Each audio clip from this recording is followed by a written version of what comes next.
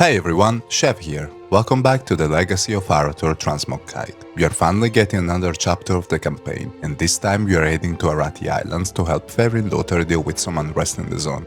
No spoilers, but we might be looking at another Gyarados situation here. As a reward, we're getting these Fairy-inspired shoulders, plus a new tabard for both factions. With the new overcharged stealth feature, we are also getting this new Titan belt that will be our Cersei circlet for the future.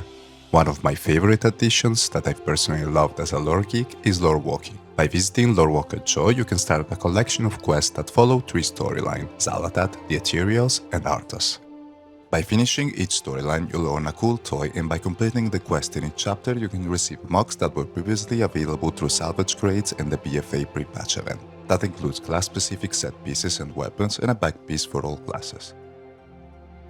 As per tradition, 0.7 patches bring us turbulent timeways, 6 weeks of time-walking events with weekly quests rewarding heroic gear instead of normal. In this new update, Blizzard added BfA to the mix with new vendors full of goodies. You can buy 2 Cultiran and 2 Illidari set available to both factions. There's also the Crown of Storm that we used in Crucible, and a collection of recolored weapons from BfA. For a cheaper price, you can get alternate mog for some older gear. But this time around, they also added 4 new cloaks recolors, new weapons, and some faction-locked weapons that are now available to everyone.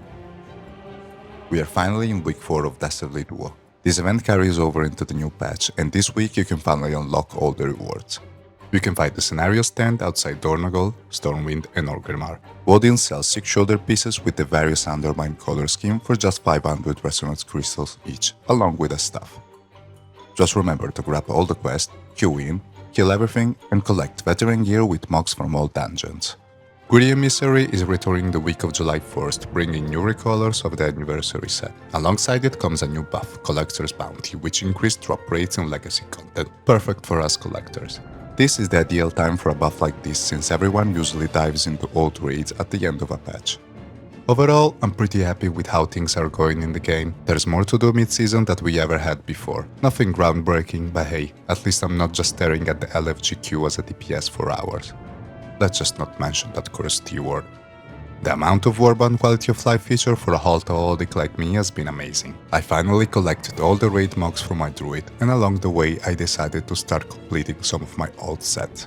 And well, let's just say things got out of hand real quick. I've now leveled all classes and started farming every mog from the raid. I finished collecting all items from LFR and normal, and now I'm finally geared them all up for heroic, so I can finish off all the sets. Thanks to having so many ults, I've stockpiled many counterfeit dealers chips, so I don't even need to farm weapons anymore. Just don't waste a chip on the best in slot lookalike, because it only unlocks the blue version, and you'll still need the OG item to get the red recolor.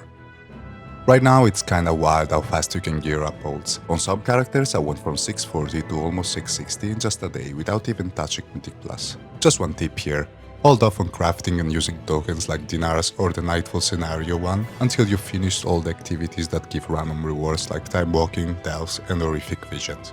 That way you can save crests to upgrade them later and avoid that awful feeling of getting an Eye of Kazan from the Time Walking quest right after you bought it with Dinars.